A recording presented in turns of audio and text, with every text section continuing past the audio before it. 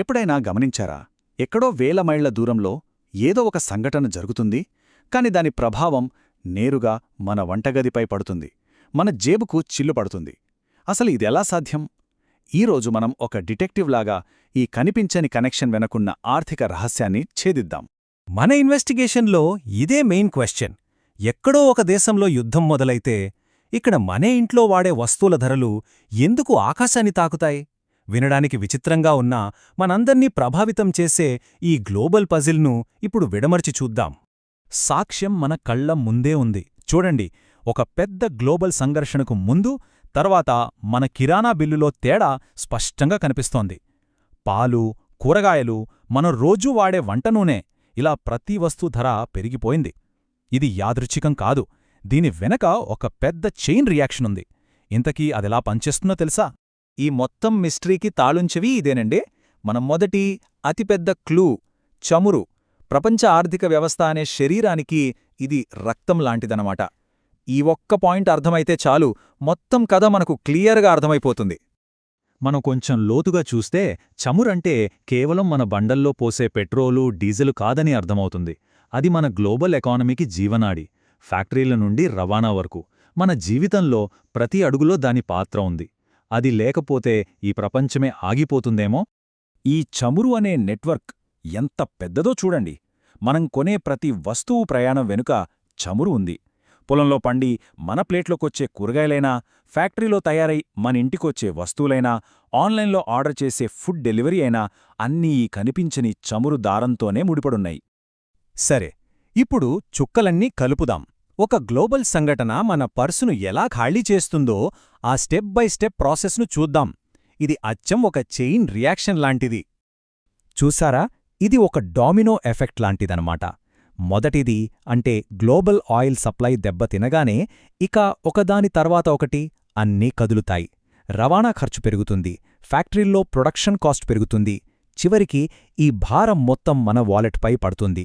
యుద్ధం ఎక్కడో జరిగినా దాని ఆర్థిక ప్రకంపనలు మన ఇంటి గుమ్మం వరకూ వస్తాయి.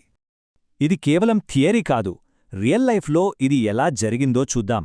రష్యా ఉక్రెయిన్ యుద్ధం మొదలైనప్పుడు సరిగ్గా ఇదే జరిగింది. ఫిబ్రవరిలో యుద్ధం మొదలైంది, మార్చి నాటికి గ్లోబల్ ఆయిల్ ధరలు పెరిగాయి. ఇక ఏప్రిల్ వచ్చేసరికి ప్రపంచవ్యాప్తంగా ఆహార ధరలు చుక్కలనంటాయి. ఇది ప్రత్యక్ష సాక్ష్యం.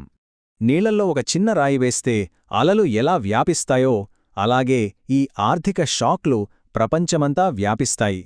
యుద్ధం జరిగిన ప్రాంతం నుంచి బయలుదేరిన ఈ ఖర్చుల అలలు దేశాల సరిహద్దులు దాటి ప్రతి మార్కెట్ను, ప్రతి ఇంటినీ తాకుతాయి. ఈ గ్లోబల్ ఎకనామీలో దూరమనేది ఒక భ్రమ మాత్రమే. చాలామంది అనుకునేదేంటంటే పెట్రోల్ ధర పెరిగితే మన బండికి మాత్రమే ఖర్చని. కానీ అసలు విషయం అది కాదు. మనం ఆర్డర్ చేసే ఫుడ్ డెలివరీ, సూపర్ మార్కెట్లో కొనే సరుకులు, ఆఖరికి మన ఇంటి కరెంటు బిల్లు అన్నీ ఈ చమురు ధరల పెరుగుదల వల్లే ప్రభావితమవుతాయి. ఈ మొత్తం నాటకం వెనుక ఉన్న అసలు విలన్కు ఒక పేరుంది. అదే ద్రవ్యోల్బణం లేదా ఇన్ఫ్లేషన్. మనకు తెలియకుండానే మన డబ్బు విలువను దొంగిలించే ఒక సైలెంట్ కిల్లర్ ఇది. ఇన్ఫ్లేషన్ అంటే ఇదే. మన జీతం అదే అంకెను చూపించొచ్చు, కానీ దాని కొనుగోలు శక్తి అంటే దాంతో మనం కొనగలిగే వస్తువుల సంఖ్య నెమ్మదిగా తగ్గిపోతూ ఉంటుంది. మనకు తెలియకుండానే మన డబ్బు విలువ కరిగిపోతుంది. అందుకే దీన్ని సైలెంట్ మనీ డ్రెయిన్ అంటారు. ఈ ఉదాహరణతో విషయం ఇంకా క్లియర్గా అర్థమవుతోంది. ఇంతకుముందు 1000 రూపాయలకు నిండిపోయే మన కిరాణా సంచి ఇప్పుడు అదే 1000 రూపాయలతో పావు వంతు ఖాళీగా ఉంటోంది.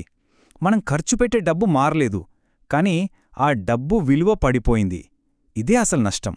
సింపుల్గా చెప్పాలంటే మన పర్సు సైజు నెమ్మదిగా చిన్నదైపోతున్నట్టు లెక్క. ఇది మనందరిపై వ్యక్తిగతంగా పడే ప్రభావం. ఇదే ద్రవ్యోల్బణం చేసే మాయ. సరే, మిస్టరీని ఛేదించాం, నిందితుడిని కనుక్కున్నాం. ఇప్పుడు మనమేం చేయగలం? ఈ గ్లోబల్ గేమ్లో మనం కేవలం ప్రేక్షకులుగా ఉండిపోవాలా, లేక మన డబ్బుపై కంట్రోల్ మన చేతుల్లోకి తీసుకోగలమా? ఖచ్చితంగా తీసుకోగలం.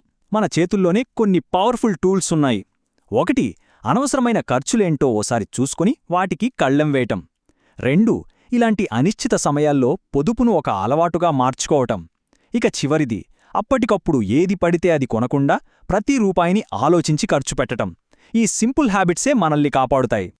కాబట్టి మనం గుర్తుంచుకోవాల్సింది ఒక్కటే, ప్రపంచంలో జరిగే సంఘటనలను మనం కంట్రోల్ చెయ్యలేకపోవచ్చు, కానీ మన పర్సుపై కంట్రోల్ మాత్రం పూర్తిగా మన చేతుల్లోనే ఉంటుంది.